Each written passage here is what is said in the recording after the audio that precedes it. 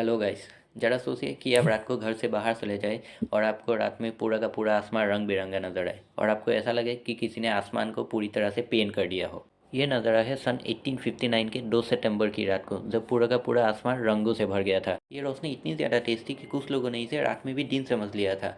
लेकिन ये हादसा सिर्फ रोशनी तक ही सीमित नहीं रहा।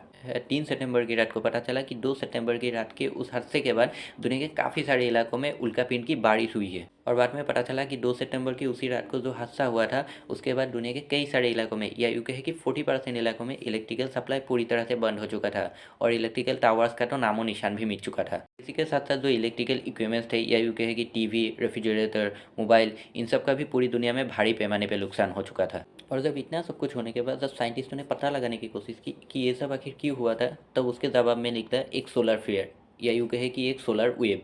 लेकिन ये सोलर वेव, या यूँ कहे कि एक सोलर फ्लेयर क्या होता है? हम सबको पता है कि हमारा सूरज कितना ज़्यादा गर्म है और हमारा यही गर्म सूरज हर 11 सालों में एक बार अपने चारों तरफ, यानी कि अपने सौरमंडल में एक सोलर वेव छोड़ता है। या यूँ कहे कि हमारा सूरज सौरमंडल के चारों तरफ अपने हीट को फैला देता है। और यही हुआ था 1859 के उस 2 सितंबर की रात को, जिसने पूरी दुनिया को हिला के रख दिया था। लेकिन सवाल आता है कि इससे भी 100 गुना ज़्यादा ताकतवर सोलर वेव अगर 100 गुना तेज़ी से हमारी धरती पर टकराए तो हमारी धरती का क्या हालत होगा? ज़्यादा सोचने की ज़रूरत नहीं है, क्योंकि दुनिया की सबसे बड़ी स्पेस एजेंसी नासा ने ये पहले ही कह के रखा है कि 2025 में इससे भी बड़ा, यानी कि 1859 के सोलर वेव से भी कुछ बड़ा सोलर वेव हमारी धरती से टकराने वाला है, जिसकी रफ्तार होगी करीब 48 करोड़ किलोमीटर पर सेकेंड, यानी कि एक सेकेंड में करीब 48 करोड़ किलोमीटर की रफ्तार से वो हमारी धरती से टकराने वाली है। यानी कि 2025 का ये सोलर वेव 1859 के वो सोलर वेव के मुकाबले 100 गुना ज़्यादा खतरनाक होगा। और नासा के मुताबिक ये दुनिया के लिए अब तक का सबसे बड़ा खतरा है।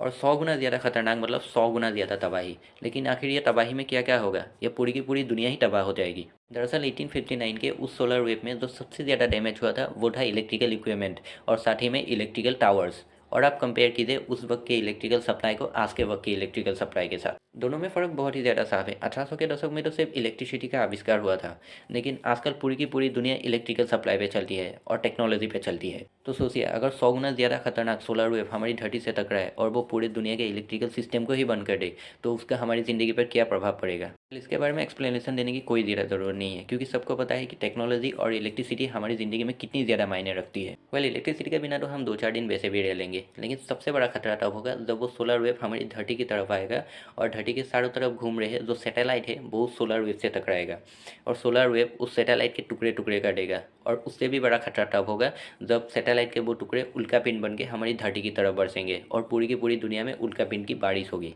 और इसके बारे में सोचने में बहुत ही ज़्यादा अजीब लगता है। सबको पता है कि 5000 सैटेलाइट जब उल्कापिंड बन के हमारी धरती की तरफ बरसेंगे तो वो नज़ारा कैसा होगा। और अगर आपने यहाँ पे सोच लिया कि तबाही वहाँ पे रुक जाएगी, तो आप गलत हो, क्योंकि 1859 के सोलर वेव से ये 100 गुना ज़्यादा खतरनाक है, तो तबाही भी 100 गुना होगी। तो के मुताबिक इसकी पूरी पूरी गुंजाइश है कि अगर वो सोलर वेव धरती से टकराए तो दुनिया में बहुत ही बड़ा अर्थक्वेक आएगा। दुनिया के 75% एक्टिव वोल्केनोस इंडोनेशिया में है, और अगर साइंटिस्टों के हिसाब से वो सोलर वेव धरती से टकराया तो वो साढ़े 75% एक्टिव वोल्केनोस फट जाएंगे और फिर वो मंजर दुनिया का सबसे खतरनाक मंजर होगा। और अर्थक्वेक से दूसरा सबसे बड़ा खतरा होने वाला है सुनामी का। और यह खतरा सबसे ज़्यादा होने वाला है सागर और महासागरों के किनारे बसे देशों में। साइंटिस्टों के हिसाब से अगर ये अर्थक्वेक हुआ तो सागर और महासागरों में इतने बड़े लहर आएंगे कि वो किनारे बसे सारे देशों को पूरी तरह से तबाह करके रख देंगे। इसी बीच बताता चलो कि ये जो सोलर वेव है ये दुनिया का सिर्फ एकलौता खतरा नहीं है। नासा के हिसाब से अगले आने वाले कुछ सालों में दुनिया के सबसे बड़े खतरे सामने आने वाले हैं। नासा के हिसाब से अगले आने वाले कुछ सालों में सौरमंडल में एक बहुत ही बड़ा तूफान आने वाला है। इसी के बाद सौरमंडल के किनारों से कुछ सबसे बड़े मीटेरॉइड गुजरने वाले हैं। लेकिन आने वाले कुछ सालों में दुनिया को सबसे बड़ा खतरा जिस बात से है वो है ये सोलर वेव। और जबकि हर 11 सालों में एक ना एक बार ये सोलर वेव आता ही है, तो इसकी भी पूरी गुंजाइश है कि इस बार भी ये आएगा। लेकिन हम लोग 2025 तक इंतज़ार करने के सिवा और कुछ भी नहीं कर सकते। अगर वीडियो इन्फॉर्मेटिव लगा तो चैनल को लाइक कीजिए, शेयर कीजिए और साथ में सब्सक्राइब कर लीजिए।